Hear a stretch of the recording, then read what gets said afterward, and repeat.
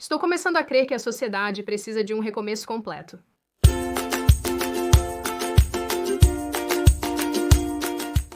Oi, meu nome é Sidney Watson, bem-vindo de volta ao inferno.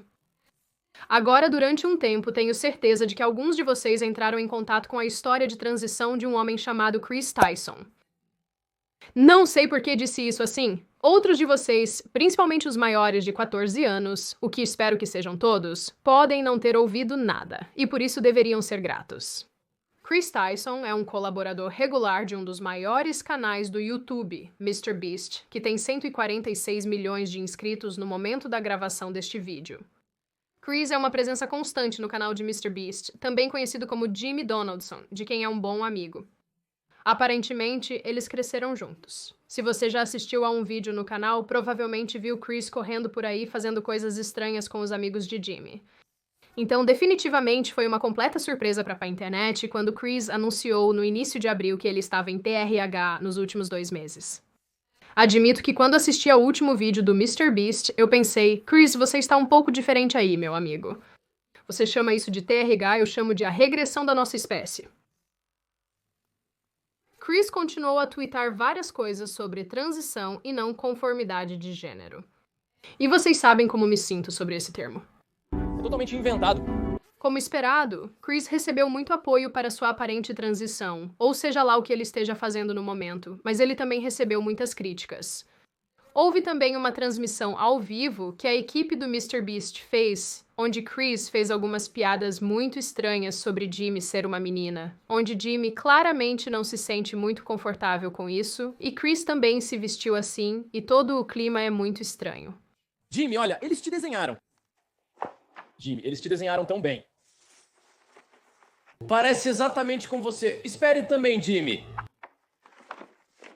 Meu Deus, é o Jimmy. Como a arte dos fãs chegou a esse ponto? Isso é realmente bom. E sim, para aqueles de vocês que estão pensando nisso, eu confirmo que esta transmissão ao vivo e os clipes que vieram dela resultaram em ainda mais feedback negativo. Agora, com tudo isso dito, a natureza de algumas dessas críticas me fez pensar. Acho justo dizer que a transição de qualquer celebridade ou qualquer personalidade popular da internet, pessoa e person e people, é sempre um pouco chocante. Isso inclui suas afirmações de serem não binários ou algo semelhante.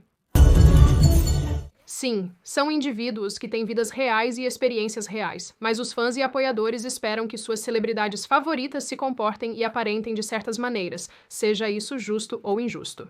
Após um anúncio de transição, a afirmação vem rápida e intensamente de partes específicas da internet, nomeadamente Reddit e Pink News. Acho engraçado que muitos veículos já estão tentando chamar Chris de eles, enquanto os próprios amigos dele ainda o chamam de ele. Eles querem tanto que eles sejam uma coisa. Isso não é real. Pare de tentar tornar isso real. Nós criamos isso. Porém, como no caso de Chris e outros que fazem a transição de gênero enquanto casados, as pessoas raramente refletem sobre as consequências para a esposa e possíveis filhos na situação. Eu não sei de onde veio, mas parece ser esse estranho padrão duplo de ponto cego que a sociedade parece ter atualmente. Por um lado, o argumento é que Chris e pessoas como ele devem poder viver suas vidas autênticas, independentemente de isso ajudar ou prejudicar sua família. A autenticidade deles como pessoa é primordial. Por outro lado, alguns apontaram que não é bom indivíduos abandonarem suas famílias para perseguir interesses próprios, independente dos motivos. Então é sobre isso que vamos falar hoje. As viúvas trans como são conhecidas e pessoas que deixam suas famílias para seguir a transição e por que a sociedade responde a isso da maneira que faz. Em 2018, Chris Tyson casou-se com Kate Farquhar. Os dois estudaram na mesma universidade e acho que ela convidou a esposa dele. Em junho de 2020, o casal celebrou o nascimento do filho Tucker. Poucos meses depois, Chris se assumiu bissexual em sua antiga conta no Twitter. Para todos os efeitos e, na medida em que o mundo externo estava preocupado, este era um casal muito feliz criando seu primeiro filho juntos. Até este ponto também, Chris se apresentava como um típico cara do campo, um humano normal fazendo coisas bobas com seus amigos. E nos anos passados, no que diz respeito ao seu humor e talvez até mesmo às suas visões políticas, que ele realmente não expressava muito nos primeiros dias, Suas contribuições para a esfera do YouTube incluíam críticas consistentes à cultura desperta e vídeos zombando da ideologia transgênero. E enquanto eu não acho que tweets antigos são grandes evidências para as visões e sentimentos atuais de alguém, eu ainda gostaria de acrescentar que em 2016 ele tweetou sobre se identificar como um helicóptero de ataque. As pessoas me dizem que uma pessoa ser um helicóptero é impossível e que eu sou retardado, mas eu não me importo. Eu sou bonito. Então é isso. O casamento de Chris sempre foi público, então os vídeos do MrBeast fazem várias referências à sua esposa, que eventualmente também trabalhava no canal. Após isso, notou-se uma mudança no comportamento de Chris em relação ao seu casamento. As fotos de sua pequena família juntos sumiram de suas redes sociais. Seguidores do MrBeast especularam que Chris se separou de sua esposa, Katie, pois sua aliança sumiu nos vídeos e ele não postava mais fotos com ela. Agora foi mais ou menos na mesma época que Katie desapareceu das redes sociais de Chris que sua aparência externa começou a mudar e ele anunciou que era bissexual. Ele postava abertamente sobre fazer as unhas, experimentar novos estilos de se vestir e recentemente deixar o cabelo crescer e parecer mais feminino. No mês antes de admitir que tomava terapia de reposição hormonal, Chris disse que ele e sua esposa, supostamente uma conservadora cristã, estavam separados há pouco mais de um ano e que o divórcio estava em andamento. Agora, os relacionamentos se desgastam por vários motivos, e realisticamente, na verdade não sabemos por que este seguiu o caminho que seguiu. Dito isto, não posso deixar de me sentir um pouco perturbada por esta tendência crescente que estou vendo em relação a indivíduos decidindo fazer a transição e desfazer suas famílias. Parece que temos esse estranho ponto cego de hipocrisia moral que ninguém está abordando. Desde que contou ao mundo sobre suas novas escolhas de vida, Chris foi totalmente acolhido pela comunidade lésbicas, gays, bissexuais, transgêneros, queer, intersexuais, assexuais e GZ. Muitos indivíduos, veículos de comunicação e celebridades online defenderam a honra de Chris e sua decisão de começar a transição. Isso também fica evidente na quantidade de curtidas e interações que ele recebe em cada postagem sobre o assunto. Audiências de 14 anos são intensas. Isso explica a aparência de pincel de toda pessoa famosa no TikTok. Há música com direitos autorais que falarei por cima, mas você vê o cabelo de pincel? Ah, penteie seu cabelo e aprenda uma habilidade como soldagem. Por outro lado, embora muito menos regularmente, algumas pessoas perguntaram, bem, e a esposa e o filho? Mais especificamente, e a viúva trans que fica para trás nessas situações? Sim, esse é um termo real, não me intimide. Viúva trans é a nova frase às vezes usada para descrever esse novo problema na era da modernidade. Essas são mulheres abandonadas por seus maridos após eles decidirem buscar uma nova identidade ou transição. De fato, hoje há diversos recursos voltados especificamente para auxiliar mulheres nessa situação. Dito isso, e como eu já mencionei e aludi, há um nível de inconsistência moral que acontece quando a transição e o casamento surgem. E eu acho justo dizer que existe uma crença amplamente social mantida por muitas pessoas, a maioria das pessoas, uma parte das pessoas, que perseguir os próprios interesses em detrimento da família é razoavelmente egoísta. Quando um homem deixa sua esposa porque não está mais atraído por ela e sente que seria mais sexualmente satisfeito com uma modelo do Instagram de 22 anos, em vez da mulher que construiu sua casa e lhe deu filhos, a sociedade geralmente o despreza. Da mesma forma, a sociedade também se contorce diante de mulheres que traem e desrespeitam totalmente seus maridos porque ele trabalha demais para sustentar a família e não fornece o nível de segurança emocional que ela acredita que tem direito. Nós, coletivamente, torcemos o nariz para essas situações e muitas outras por causa do egoísmo demonstrado ao abandonar a pessoa a quem ambos juraram amar e que ajudou a construir seu lar. Existe essa percepção sobre resistência, onde em vez de abandonar o barco, você resolve as coisas. E sim, aqueles de vocês nos comentários, com uma infinidade de histórias diferentes sobre por que eu posso estar errado, isso é tudo de maneira geral. Eu vejo vocês criaturas contraditórias. Acho justo argumentar que a maioria das pessoas tem opiniões bastante claras sobre compromisso e responsabilidade para com a unidade familiar, mesmo que às vezes não pareça assim, e mesmo que diferentes facções de ambos os lados tentem pintar uma imagem diferente. Dito tudo isso, a indignação moral em relação ao abandono conjugal parece ir direto pela janela quando um elemento trans é adicionado à mistura. E, como em muitas situações atualmente, a responsabilidade moral ou até mesmo a decência comum podem ser contornadas ao colocar uma bandeira do orgulho como desculpa para seu mau comportamento. A menos que você seja Kevin Spacey, infelizmente para ele, a desculpa de não binário não existia na época. Estou olhando para você, Ezra Miller. Sou transgênero e binário, e não quero ser revistado por um homem. Agora, não faz muito tempo, me deparei com uma história no The Guardian. Eu pensei que meu namorado de 10 anos iria me pedir em casamento, então ele me disse que era trans. Phoebe McDowell passou uma década com seu namorado, aguardando que ele a pedisse em casamento para que pudessem construir uma família juntos. Ao pressioná-lo sobre o assunto, ela descobriu que, na verdade, ele era transgênero e havia lutado com sua identidade durante grande parte do relacionamento. Ela escreve: o rapaz devastadoramente bonito que conheci na primeira noite da universidade, com quem cresci e construí uma casa e vida, que estava ao meu lado quando meu pai estava doente, que me preparava banhos e fazia ramen para mim, com quem compartilhei um oceano de esperanças e sonhos, não poderia ou não seria mais meu. A pessoa que era o centro do meu mundo estava desaparecendo, e eu estava apenas presa aqui, esperando que eles fossem embora. Este sentimento foi ecoado por outras mulheres que se encontraram na exata mesma posição. Considere Monica Helms, nascida Robert Hugg, conhecida por desenhar a primeira bandeira do orgulho trans em 1999. Helms, como nesses outros casos, começou a transição em 1992, bem depois de se casar e ter filhos. 5 anos depois, Helms começou a se identificar como uma mulher transgênero e lésbica. A memória de 2019, mais do que apenas uma bandeira, relata como o vício de Helms em se vestir de mulher arruinou seu matrimônio após Donna, sua esposa, descobrir que ele escondia e gastava o dinheiro da família em estrogênio, roupas femininas e para ir a conferências de crossdresser. Eu sacava meu salário e colocava uma parte em uma conta pessoal antes de depositar o resto na conta da família. Donna sabia que eu fazia isso e às vezes ficava chateada comigo, diz Helm.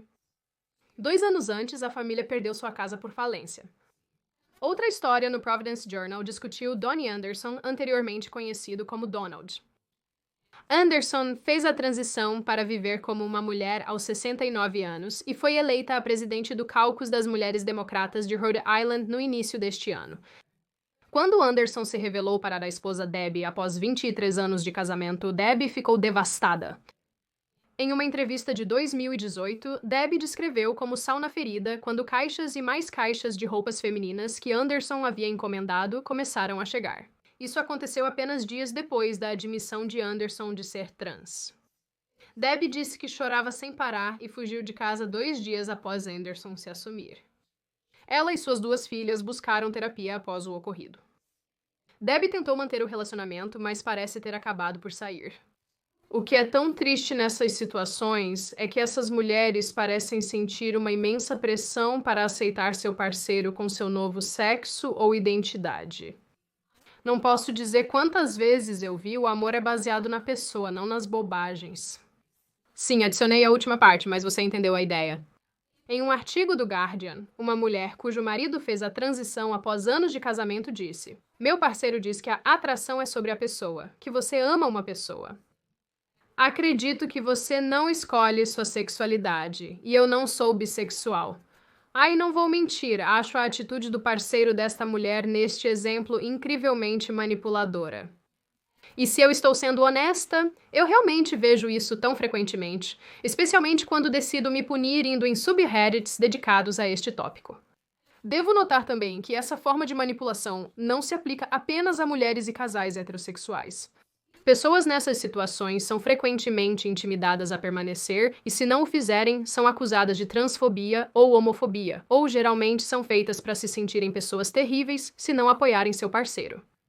Acho que a pílula difícil de engolir aqui é que essas pessoas, mais especificamente mulheres, as mulheres de que estamos falando no caso deste vídeo, não se inscreveram para que seus maridos e namorados começassem a se comportar e parecer com o sexo oposto. E como a mulher no exemplo anterior que acabei de dar diz, elas não são bissexuais e não são gays. O que está acontecendo? Curiosamente, enquanto eu estava olhando o site Trans Widows Voices, eles notaram que o governo do Reino Unido até concorda que a transição muda fundamentalmente a natureza de um relacionamento, o que significa que um cônjuge tem o direito de deixar seu casamento no caso de o outro cônjuge estar em transição. Apesar de não ser sempre o caso, como ilustrado por um exemplo na Espanha, onde a parceira de uma mulher fez a transição depois de 11 anos juntas. Embora inicialmente ela tenha sido solidária, ela disse que não estava mais interessada em se envolver romanticamente porque, bem, ela não se sentia atraída por um homem biológico usando lingerie. Pouco tempo depois, a parceira da mulher tornou-se violenta e abusiva, e quando ela tentou tomar uma atitude indo à polícia, foi informada de que, como o sistema jurídico via sua parceira como uma mulher, ela não tinha mais direito às proteções legais específicas de gênero que uma mulher que estava sendo abusada por seu parceiro masculino normalmente teria. Esta é realmente uma infernal viagem de gôndola. Dito tudo isso, nem sequer começamos a abordar as questões sobre crianças nessas situações. Um site chamado Filhos de Transicionadores tem uma coleção de histórias exatamente sobre isso. Filhos de Transicionadores. Quero começar com o fato de que temos que fingir que está tudo bem. Não se trata apenas de agradar aos pais, o que queremos fazer de todo o coração. Por isso mudamos os pronomes e não podemos mais dizer papai. Se você expressa infelicidade com o que está acontecendo, é considerado descolado, fanático e difícil. Talvez você seja levado a sentir que está machucando seu pai se errar a linguagem, ou que está quebrando um pacto especial. Seu pessoal também é político e você tem que estar bem com isso, ou outros pais talvez não consigam ver seu filho. Ou as pessoas trans parecerão ruins. Os sentimentos de muitas pessoas dependem de você suprimir os seus. Em outra postagem, a escritora explica que depois que sua mãe deixou seu pai após sua transição, eles tiveram dificuldades para encontrar moradia, e sua mãe trabalhava de salário em salário. Onde estava meu pai enquanto isso estava acontecendo? Na verdade, indo muito bem. Ele conseguiu um novo emprego em Londres agora que estava livre de compromissos familiares. Ele havia começado um novo relacionamento com outra mulher, sem contar a ela sobre sua predileção por roupas femininas e a crença de que era um transexual, e em breve estaria morando em sua bela casa e gastando sua herança. Sem dinheiro do meu pai para nós, nem um centavo. Eu usava roupas de segunda mão e minha mãe lutava. Agora escute, amigo da internet. De maneira alguma estou afirmando que todos os pais que passam por uma transição abandonam seus filhos. Eu sei que não é o caso, mas alguns deles fazem isso. Esses exemplos demonstram que alguns fazem isso. E voltando ao caso do Chris, ele disse que está buscando a transição e sendo seu verdadeiro eu para ser um pai melhor para seu filho. Agora, como muitos de vocês provavelmente já sabem, quando faço esses vídeos, tento ser o mais qualitativa possível. Gosto de incluir o máximo de exemplos, recursos e informações possíveis, e também gosto de representar todos os lados da questão quando discuto um problema. Mas, para minha falta de choque e surpresa, não há muita informação, estudos aprofundados e recursos por aí quando se trata da questão das viúvas trans. E isso deve indicar para nós, pelo menos em alguma capacidade, como a sociedade e os movimentos de justiça social se sentem sobre este grupo. Elas não deveriam existir, então vamos tratá-las como inexistentes. Mas por que são tão inconvenientes? Parece que é porque eles representam uma verdade muito inconveniente sobre um grupo demográfico que supostamente deveríamos celebrar incondicionalmente. Mas para que esse apoio incondicional continue, isso significa inerentemente que as pessoas deixadas para trás precisam continuar sendo deixadas para trás. A tragédia disso é que essas pessoas são mães, filhas e filhos que muitas vezes tiveram suas vidas viradas de cabeça para baixo sem absolutamente nenhum aviso, descobrindo que o que deveria ser o sagrado laço familiar está quebrado, às vezes sob condições de extrema pressão.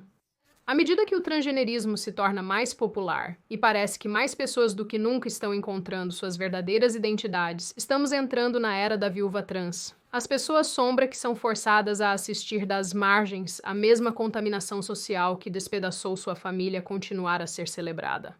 Assim como muitos que se desidentificaram e tiveram seu momento ao sol para expor o que o movimento transgênero fez com eles, não posso deixar de me perguntar se as viúvas trans terão o mesmo tratamento. Até o momento, elas não têm recebido muita atenção da grande mídia. Mas no final, elas podem muito bem possuir uma peça importante do quebra-cabeça muito complexo, que é a ideologia de gênero, se as pessoas apenas parassem e ouvissem. Agora abro espaço para vocês. O que pensam? Desculpe, não tenho informações suficientes sobre a situação do Chris para formar uma opinião ou oferecer comentários sobre isso. Isso não é de seu interesse? O que você acha das viúvas trans? Você já ouviu falar de viúvas trans? Você sabia que isso era até uma coisa?